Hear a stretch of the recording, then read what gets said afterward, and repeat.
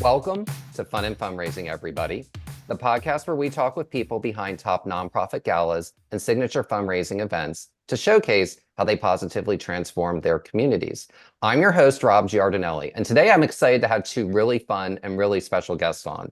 So we have Elizabeth Stein and Laura Stein, and they are a mother-daughter duo. And Elizabeth is the co-chair for an annual event called the Red Hot Gala, benefiting the Houston Professional Firefighters Association Charitable Foundation.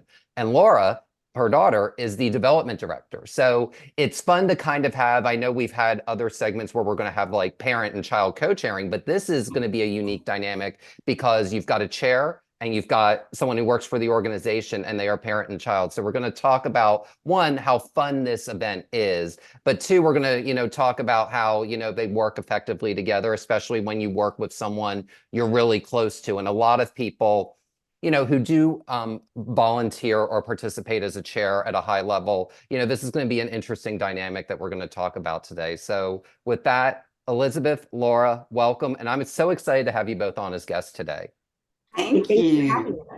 Absolutely. So Laura, talk a little bit about what the mission is of the Houston Professional Firefighters Association. So the mission of our foundation is to take care of our Houston firefighters, their families, and the communities that they serve. So basically, we try to make sure that they've got all the right equipment that they need at their stations, whether it's something that is outdated and needs to be replaced and is no longer in the city budget for that year, or if they have a child going through cancer treatment or a spouse that's going through cancer treatment, if they've been through a natural disaster and have had some damage to their home, things of that nature. We're here to make sure that they are able to serve us in the best way possible, and that means starting with their well-being and their health and safety first. That was a really good, really succinct answer. And what I appreciated about that answer is you really provide services for them when they're going through life. We'll just call it life situations. Yeah, exactly. And I think it's, because I think people think about first responders as like these heroes that just kind of swoop in and they're kind of always there for us, but they do have lives too. So I'm really glad that, you provide those types of services to really, showcase the fully rounded family and the fully rounded human that each of them are. So I think that's amazing. And we've definitely learned a lot in our years of doing this, and it starts at home too. So we also have just recently started providing mental health services to our firefighters and our first responders, which we've seen a great deal of need for, and it's really become something that we have tried very hard to focus on. So that's one of our newest things that we're adding to our daily due diligence. It's an important part of it. And we give people the opportunity each year, Rob, to choose where they would like to see their donations go. And one of the options is always equipment. There's always more than one piece of equipment, but there's also now the opportunity, if a person wants to designate their money for mental health initiatives, then they can do that. And so it is kind of a holistic, full deal. The equipment, the mental, physical health of a firefighter to do their job to help everyone else. So it's a pretty good combination. I definitely want to dive into that a little bit more deeply a little bit later on in the conversation when we talk about the gala and donors specifically. But, what I do want to talk about first, and Elizabeth, we'll start with you, is you all have it's a really interesting way about how you all got involved and began and started this organization. So talk a little bit about, your initial involvement and why this is such an important cause to you. Well, initially, I was invited to go to a meeting where I was just an observer, and it was in the middle of the Harvey recovery. And my husband was one of the 5 or 6 board members at that time. But bottom line was lots of firefighters were there. Lots of concern about lack of equipment. Some injured firefighters were there. And basically, the push for that meeting began to be, we're lacking in equipment. We don't have enough boats. We don't have enough chainsaws. We don't have enough trucks. We don't have a lot of things. And they said, we need to have a fundraiser. And so I was really casually sitting in the corner having a glass of wine. And the president of the union was listening. And someone said, well, I think she would do it because she raises money in the community. And I was shocked, but we had a few questions and answers, go back and forth. And he said, you're it. You're it. I want you. So since then, I've been raising money for them every year. And it's very rewarding, and not only rewarding from this, we all have personal experiences. We had, a house fire 13 years ago, and we were out of the country. So when you get home from those sort of disasters and you see how things have been taken care of, including Laura being on the street with a bat driving people away. When you have fires and it goes across a radio, you have all these people that come to your home and want to start giving you services, and they help themselves inside the house. So it was quite an experience, but the firefighters outdid themselves. And so there's that personal experience, but there's also the pride of Houston and what we want to see for our, the people in our community to have. So all of that. Absolutely. And, now I want to talk a little bit about Laura, how, a lot, it's always interesting how people wind up in positions that they're in, professionally.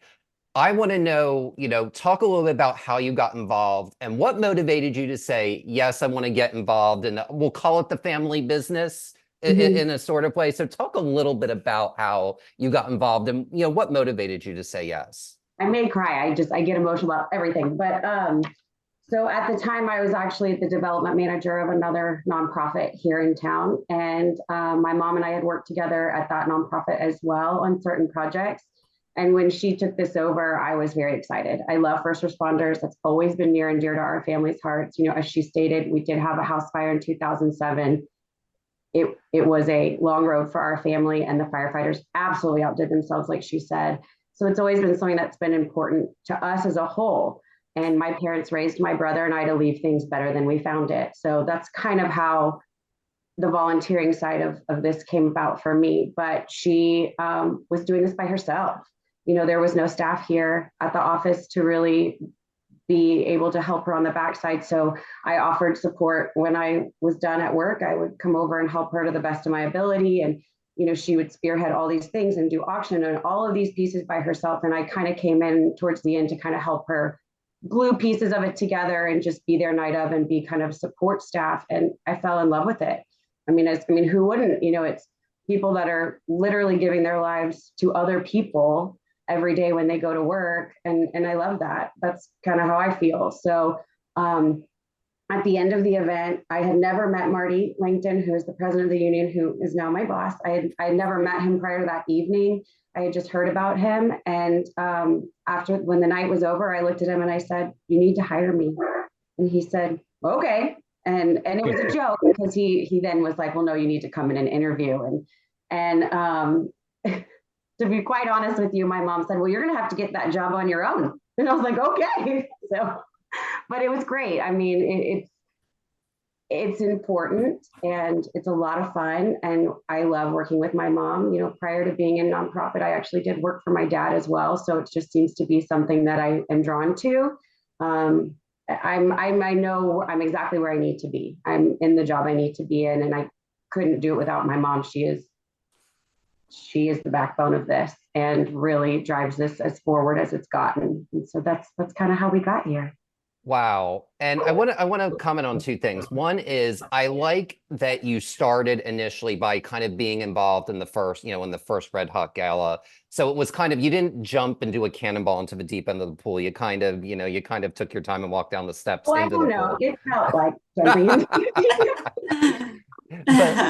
But second, what piece of advice would you give to somebody to successfully work with someone who's really close to them, whether it's a family member, whether it's a parent, a sibling? What's a piece of advice you would give to somebody in creating a successful relationship? You have to give each other a little bit of grace.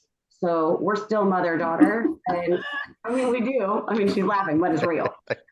So, we are mother-daughter and we are a lot alike. And we are also very different in certain ways. And so sometimes, we each have to tell each other, okay, talk to me different, or let's say this to each other differently. So I would just say, give each other a little bit of grace. Like there's a lot of room to learn. Each year we get better at it. And each year we have our moments, because we're mother and daughter. And so, but at the end of the day, I wouldn't want to work with somebody else on this. I will if I have to.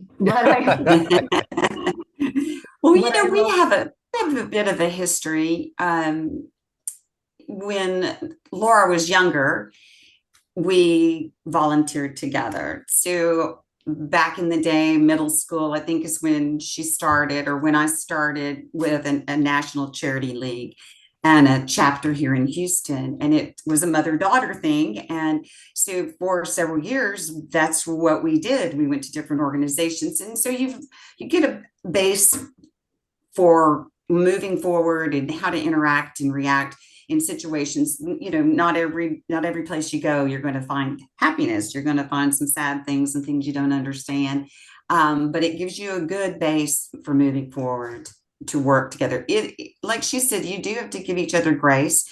And we do at times have to say, okay, this time it's going to be your way, but I don't agree. This happens regularly. And then it goes the other direction. Okay, this time I'm going to give this because it obviously is very important to you. So it's a lot of give and take. So at the end of the day, you have to remember too, like she said, it is give and take. And the other thing that's important is there are days where I will look at her and say, okay, that was a good idea. I was wrong. And then there are days she'll look at me and be like, okay, that was a good idea. I was wrong. So, you just be open to that. Well, what I appreciate about that answer is that there's an acknowledgement that you both have strengths and you bring different things to the table. And that was kind of the through line of when you were both giving your responses. That's really the through line, is that there's a mutual respect there. And, I admire both of you for doing that, because I know that, a parent-child dynamic can be a really, it's probably one of the most interesting and complicated ones of all relationships on the planet in human history. Exactly. We definitely are closer than most. We are very close mother-daughter. Like I talk to my mom probably 12 times a day. But Rob, I think another thing that people do need to, if they're in a situation like that, or they're ever looking at getting into a situation like that, is that you need to accept that there are going to be those days that you snap each other's heads off. You turn around, she drives off, I walk out of her office, we close the door, and we're just mad. Mm-hmm.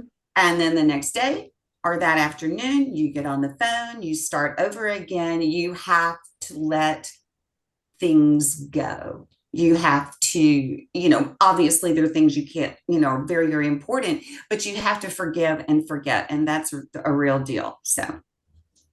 But very well said. And before we, go into talking about the event, I do have one more question for you, Elizabeth, before we do that. And it's kind of on the subject of family too, a different spin on it. And that is, you and your husband, Alan, have supported lots of different nonprofits over the years.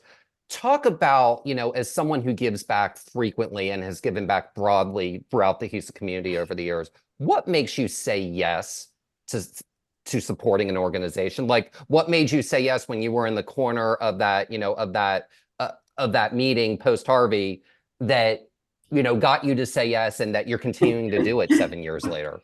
Well, that's a little bit of a funny, but I can tell you about the other organizations. But when they asked me that night, or said, okay, will you do it?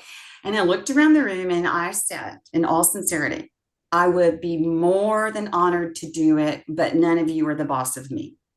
And they looked up and said, okay, you're it. You are it.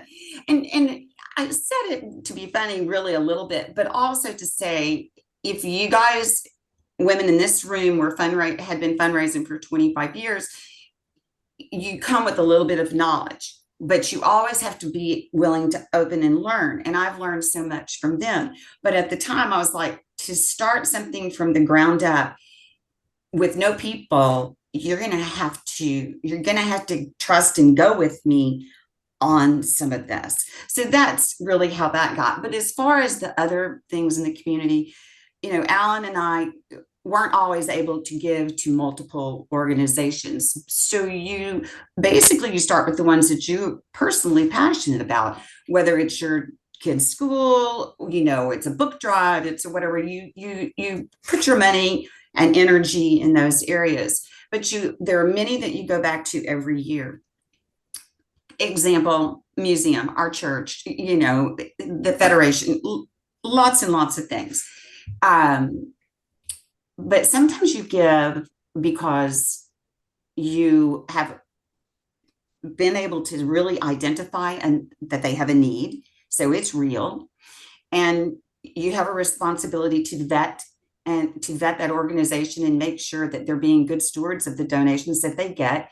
And that, really is something you get to over time, that you start doing that. And then you have people that you want to support, even if you want to support them for 1 year or 2 years, because they have been so supportive of you. Now, it's not to say you would support that person in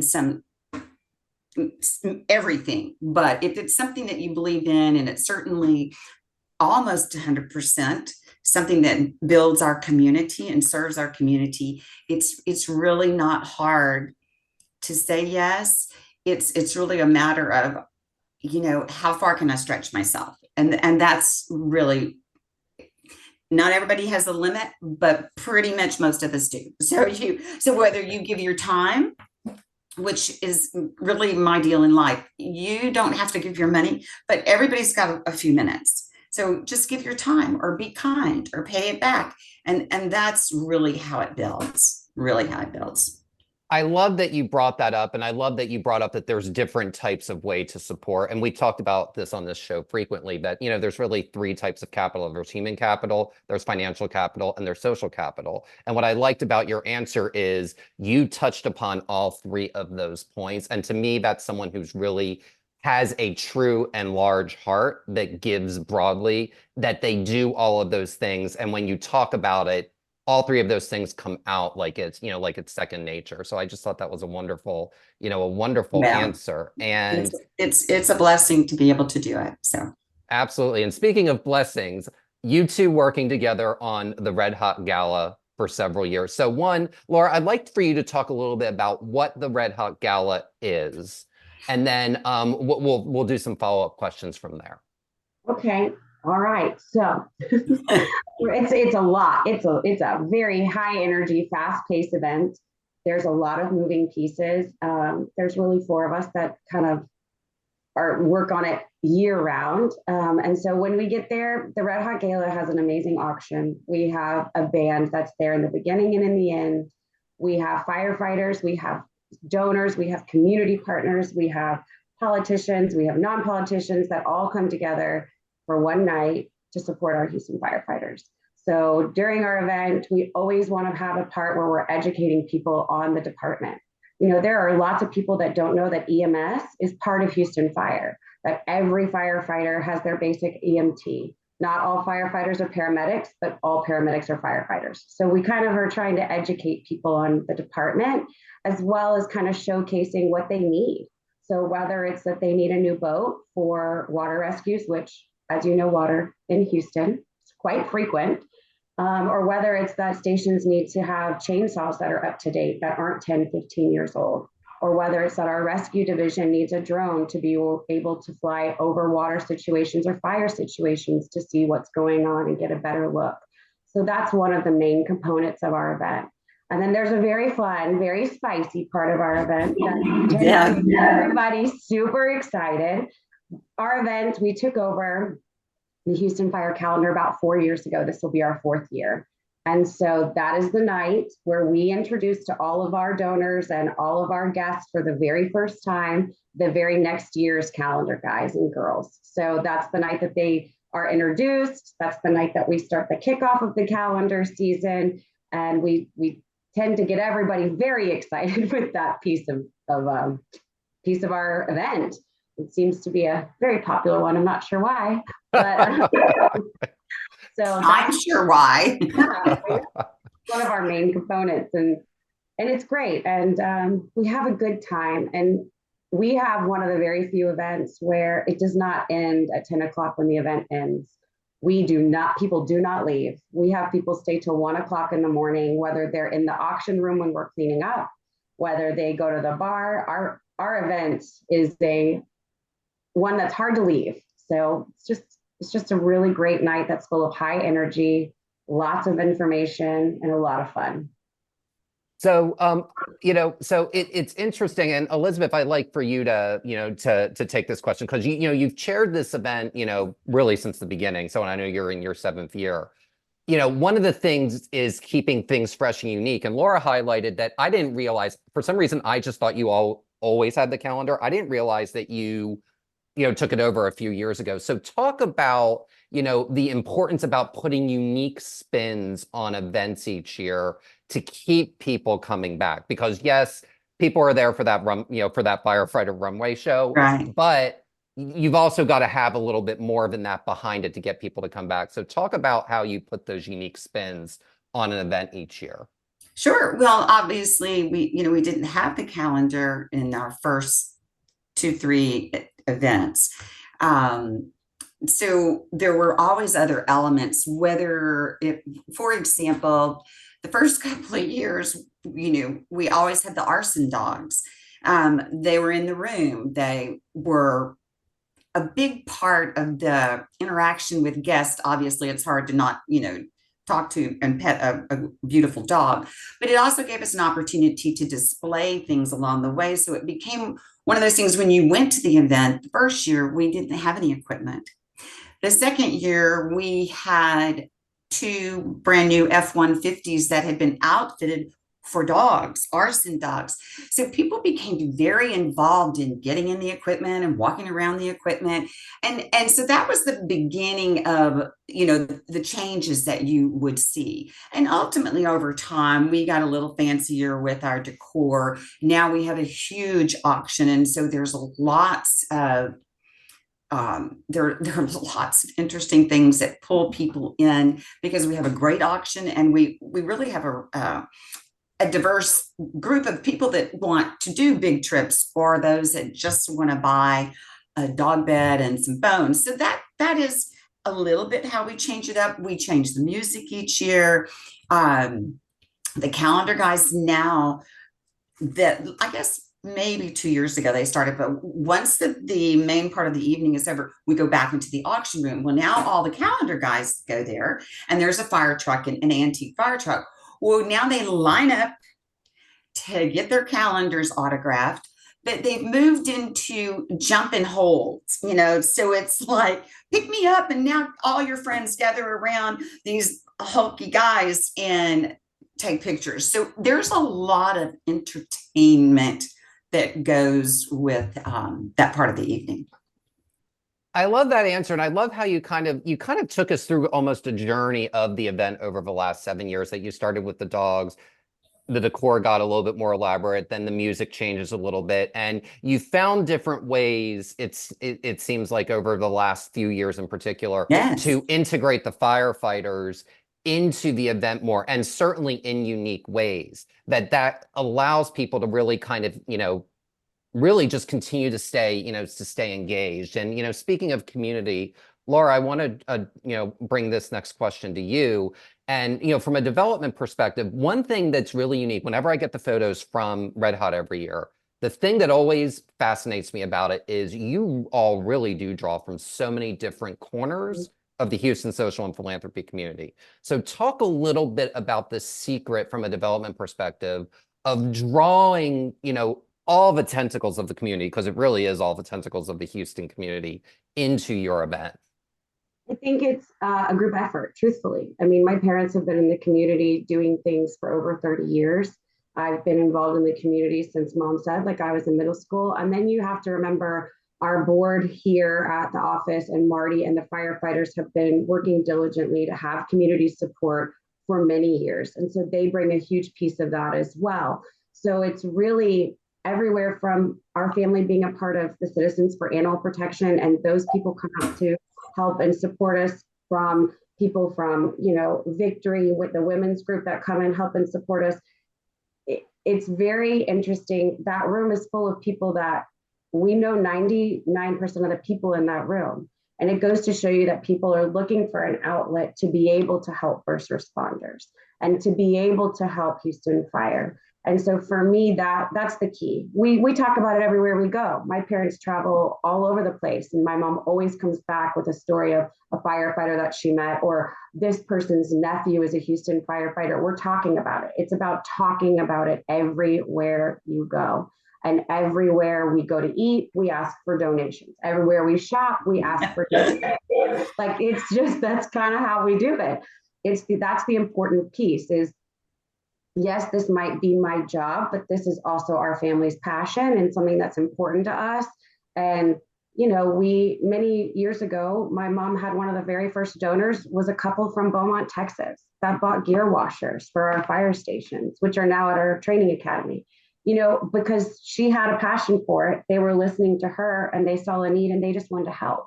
So it's just about being passionate about it and talking about it everywhere you go, because this is something, public safety impacts everybody. This is what we always say in our office. Whether you live in Montgomery or you live in Galveston or you live in San Antonio, when you get on I-10, 610 or 290, you're now in the city of Houston. And those are the men and women that are going to come and save you. Those are the men and women that are going to cut you out of that car. So we've got people that are huge donors that live in the villages because they're right there off I-10 as well. It affects everyone. So that's really, I think, the important key. First responders affect everybody. So that's kind of how we view it. That's fantastic. And Elizabeth, I like your take on this, from a chair's perspective. So you were talking a little bit earlier about, how you and Alan support various causes. So I'd like to know, how do you identify, because you have supported so many different causes, how do you identify, okay, I know that X type of person would be a good person to represent X aspect of the Houston social community or the Houston philanthropy community? How do you go about doing that when making the ask to get people involved with the Red Hot Gala? Well, you basically start very, very small. And as we've described, you might have a good friend who is very interested in supporting you, or you might have a complete stranger. But when you just start with one, it grows. And the first year we had no presenting sponsors. And since that year, we've had 2 presenting sponsors. And then we had 3 presenting sponsors. And so you really start, as Laura was talking about it.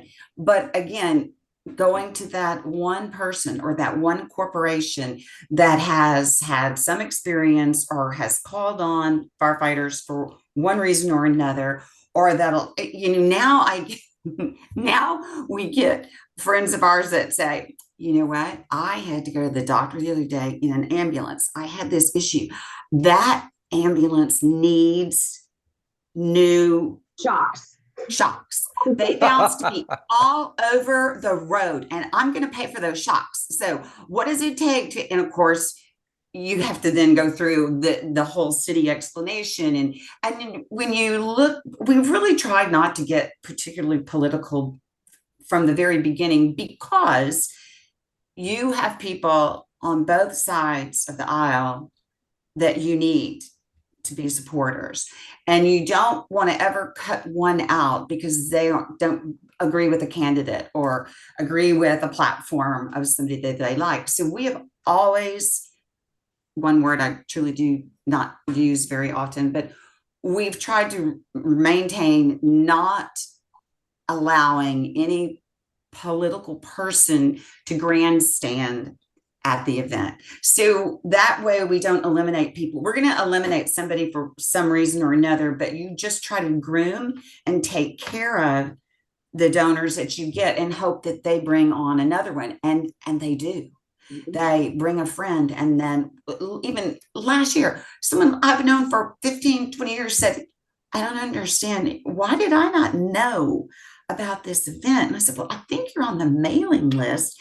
So that, the message gets out and it gets bigger and it gets bigger, and you run out of space. We're out of space.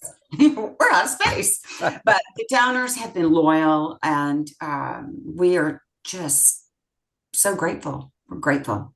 Absolutely. And, next question I want to address is, we're going to kind of go back a little bit. And Laura, I kind of want to go back a little bit to you about the calendar.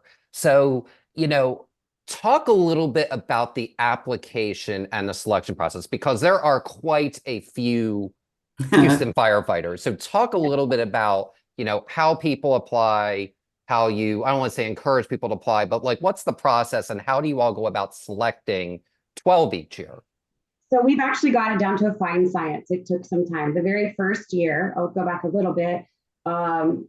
We sent out an email. People signed up to come at different slots of time. And Mom and I were the ones in the back, doing the interview, little process, and taking the photos and then sending it to people that we knew to kind of vote.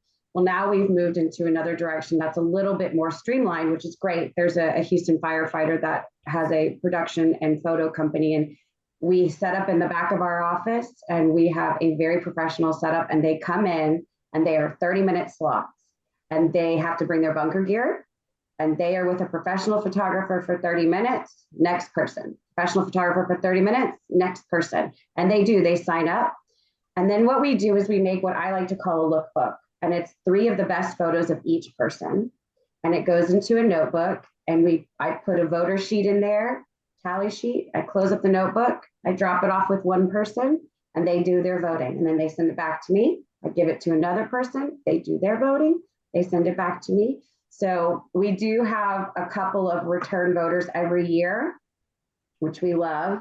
And then we have a couple that are new each year as well, just to kind of get a different perspective on it. So everybody in HFD is allowed to sign up.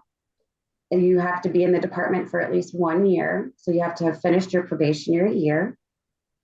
And they have so much fun with it. We have guys that compete with each other. They have such a good time.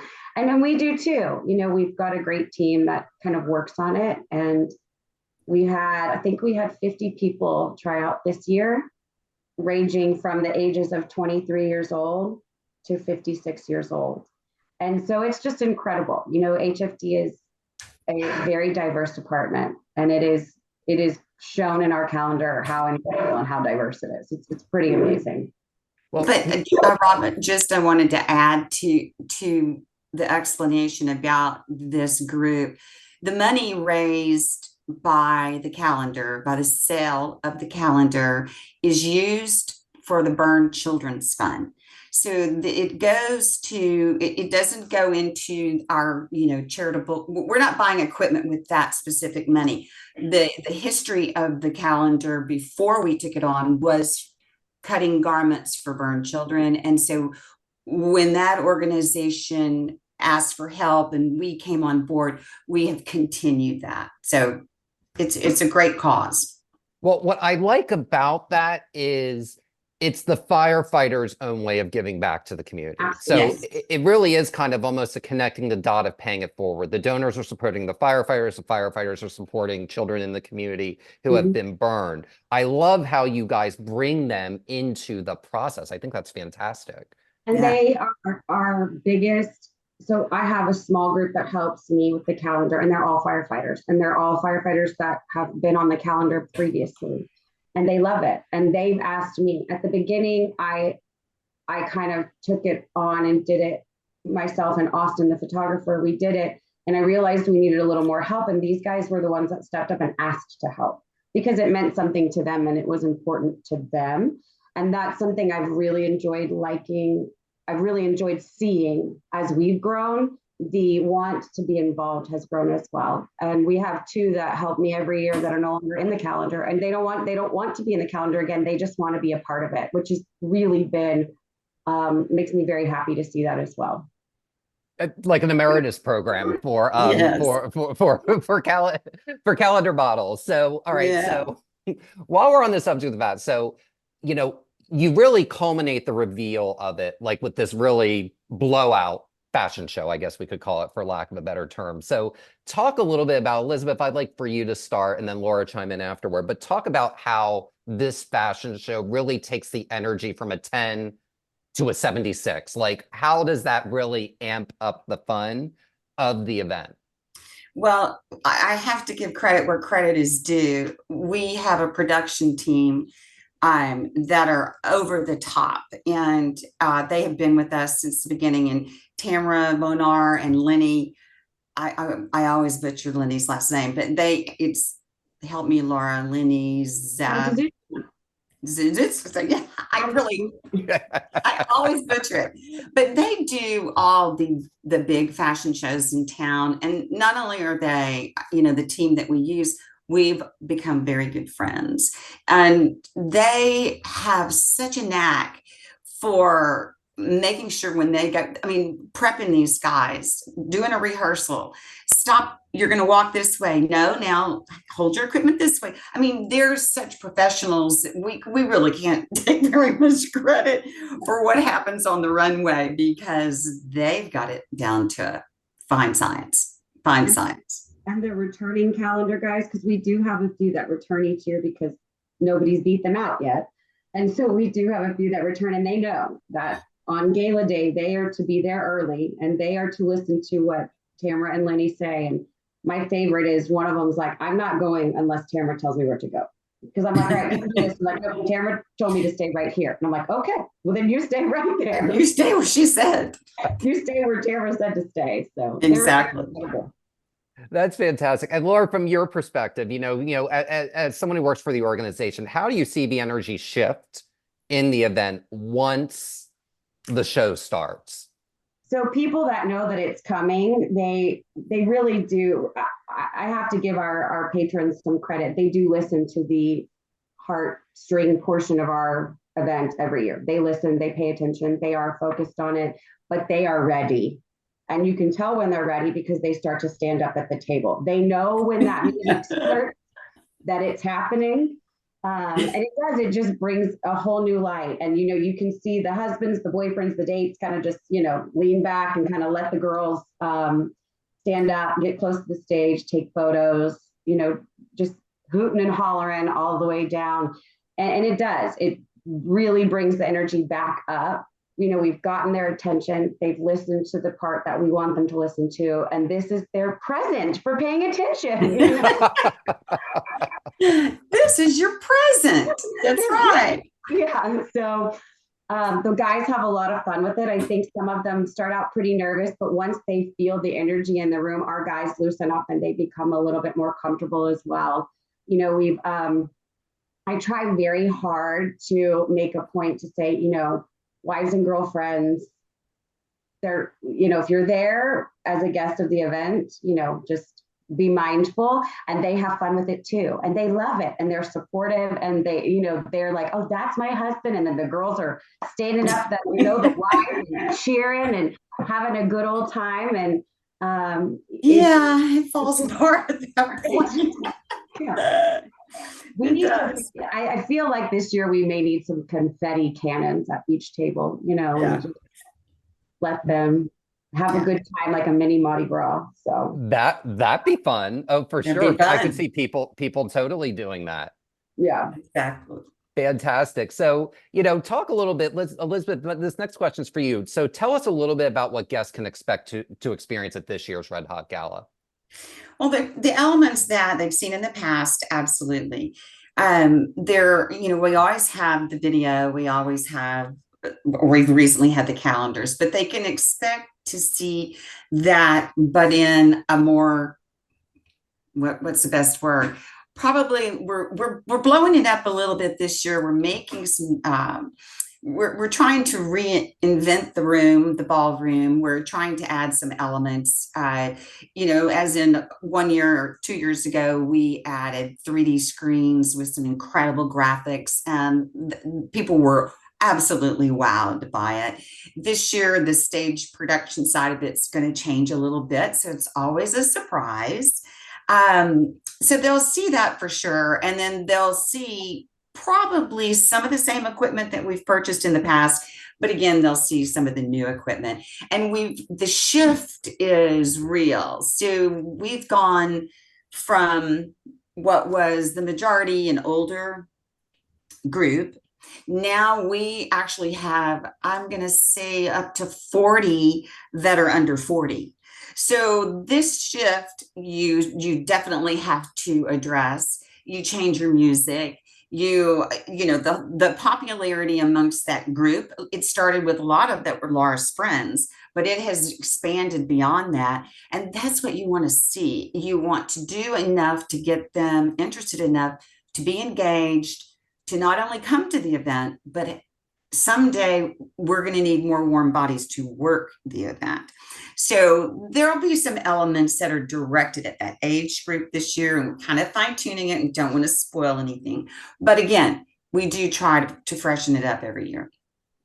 Very well said. And I love all those teases, much like, teasing the models coming out onto the runway. So yes. I love that you're having us all intrigued to attend. And I know that we're coming up on time. So I want to end with this one question. We'll start with Laura and then Elizabeth, I'd like for you to answer. And Sure. that is, what advice would you give to someone looking to chair or plan their first gala? Ask for help. Ask people's opinions, reach out to somebody who's done it before, maybe somebody that's close to you, multiple people. Every event is different and you can put your own spin on it. But I think some of the base pieces of it, ask for help, ask for advice, and then put your own creative spin on it. Make sure that you feel comfortable with the choices that are being made, and just, have fun, because it is fun. It is a lot of fun. And if it's something that you care about passionately, it's even more fun because you're able to help it. So just ask for advice and then put your own, creative spin on that. Fantastic. And I will add to that, no event's an original event. It is taking 75,000 other ideas and making it your own. And thank you so much for that answer, because it's such an important answer. Yeah. And Elizabeth, we'll end with Sure. you. So what is the I will piece of tell advice you would give you, to someone? biggest piece of advice: know yourself, know your limitations, know what your expertise is. If your goals align and you're firm in what your beliefs are, then you go to 3 of your most successful friends that love you more than anybody else, and they will go and do anything for you. But we all have to be in alignment. For us, the way we started, it was, the goal is this: to raise the most money at the least cost. That is not something you will find across the fundraising world. I get there's a lot of things we can do, get a lot of bang for your buck, but the reality is it isn't your buck. It's your donor's dollar. And you have to be a good steward of that dollar, or they're not going to come back. Or if they're savvy at all, they're going to look at what you do and look at your spending, and even if they don't mean to, they're going to judge it. I don't blame them. It's their dollar. So it's have a plan, have 3 great friends. Hopefully you'll have a great daughter, and be set in your ways about your goals. Put on the best event, raise the most money at the least expense. And if they're in line with that and aligned with that, it's a great way to start. It's a great way. Choose your tribe. Absolutely. Well, that was a mic drop moment of both responses, because they're both so important. And I love how you both simplified them. And this is definitely one of the most fun events in Texas each year. And Laura, Elizabeth, thank you so much for joining us today. I can't thank you all enough. No, you were great. We appreciate it so much. And I'm sorry about the the video part, you probably don't need it anyway, but No worries at all, Elizabeth. It was great. And the 7th annual Red Hot Gala benefiting the Houston Professional Firefighters Association Charitable Foundation will be held on October 5th, 2024 at the Royal Sonesta in Houston, Texas. For more information, please visit houstonsbravest.org. And that will do it for this Awesome. episode of Fun and Fundraising. I'm your host, Rob Giardinelli, reminding you to keep it fun, keep it interesting, and your guests will have a great time. Have a great day, everyone, and take care.